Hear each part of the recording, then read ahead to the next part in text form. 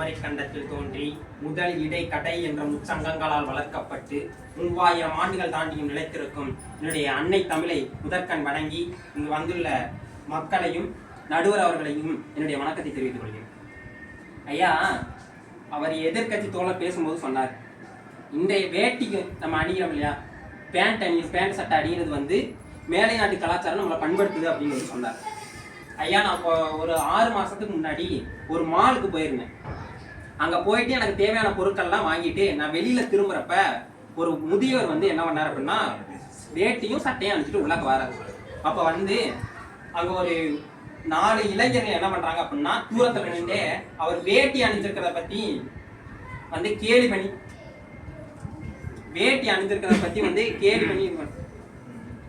தங்களுக்குள்ள சிரிச்சுக்கிட்டு இருக்காங்க. சரி, அவங்க தான் சிரிக்கிறாங்க அப்படின்னு பார்த்தா அங்க இருக்கக்கூடிய அந்த காவலர்கள் என்ன பண்றாங்க, அந்த இதுக்கு மாலுக்கு காவலர் செக்யூரிட்டி கார்டா இருக்கக்கூடிய காவலர்கள் அவர்கிட்ட போய் எங்களோட மாலுக்குள்ள இந்த மாதிரி வேட்டி அணிஞ்சிட்டு வர்றதுக்கு அனுமதி கிடையாது அப்படின்னு சொல்லி அவர் வெளியில துரத்துறாங்க. ஐயா, முன்பெல்லாம் நம்ம விமான நிலையத்துக்கு போனா மட்டும்தான் வேட்டி அணிஞ்சிட்டு வரக்கூடாதுன்னு சொல்லுவாங்க. இப்ப ஒரு மால்லயே வந்து நம்மள வேட்டி அணிஞ்சிட்டு வரக்கூடாதுன்னு சொல்றாங்க. ஐயா, வேட்டியும் சட்டையும் தானே நம்மளுடைய பாரம்பரிய உடை. அப்ப நம்மளுடைய பாரம்பரியத்தை கலாச்சாரத்தை இந்த மேலை நாட்டு சமூகம் வந்து பால்படுத்தத்தானே ஐயா செய்யுது. ஐயா, இது நம்ம ஒரு விசேஷ வீட்லயும் ஒரு திருவிழா நேரத்திலையும் தவிர மற்ற இடங்கள்ல ஒரு பெரிய நகரத்துல போய் நம்ம ஒரு வேட்டியோட சட்டையோட நின்றோம் அப்படின்னா நம்மள எதோ பாக்குறத பார்த்தா ஏதோ ஒரு விசித்திரமான பிறவையை பாக்குற மாதிரி பாக்குறாங்க இளைஞர்கள். இன்றைய கால இளைஞர்கள் சொல்றேன் பாக்குறாங்க. இதை கூட ஒரு வகையில் விட்டுறலாம். ஒரு இதுல நான் தொலைக்காட்சியில கொஞ்ச நாளைக்கு முன்னாடி ஒரு இது போட்டாங்க, ஒரு நிகழ்ச்சி. அந்த நிகழ்ச்சியில வந்து ஒரு பக்கம் நம்மளுடைய கலாச்சாரமான திருமண முறையை மதிக்கக்கூடிய இளைஞர்கள், அவங்களுடைய பெற்றோர்கள், இன்னொரு பக்கம் இன்னைக்கு நம்ம லிவிங் டுகெதர்னு சொல்றோம் இல்லையா, அதனுடைய இது அந்த வாழ்க்கை முறையை கடைபிடிக்கக்கூடிய ஒரு இளைஞர்கள் அவர்களுடைய பெற்றோர்கள் அமர்ந்திருக்காங்க.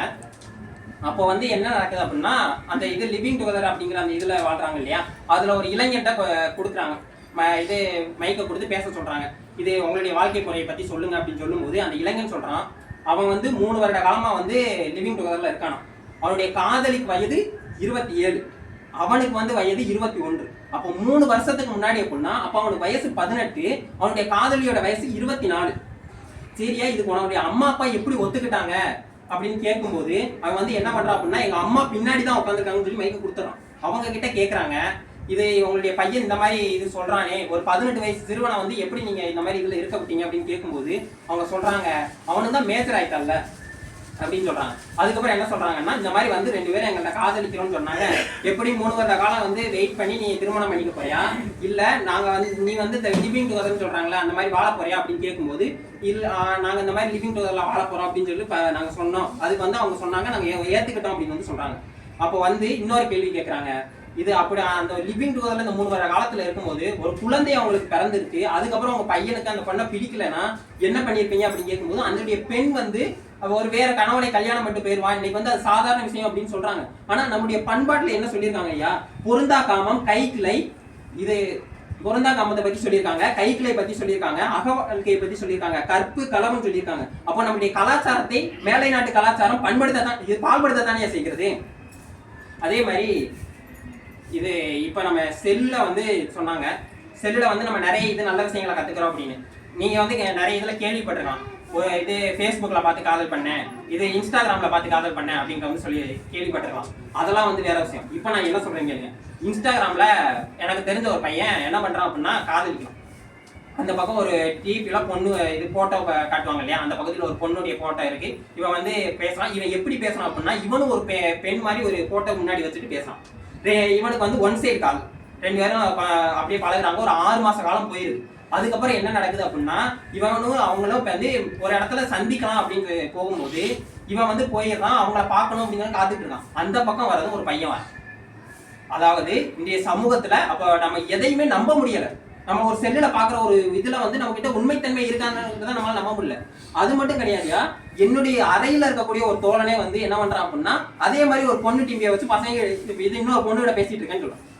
அப்போ இன்றைய இளைஞர்களை வந்து அந்த மேலை நாட்டு கலாச்சாரம் பால்படுத்த தானே செய்கிறது. அதே மாதிரி இன்னொரு விஷயம் ஐயா, இது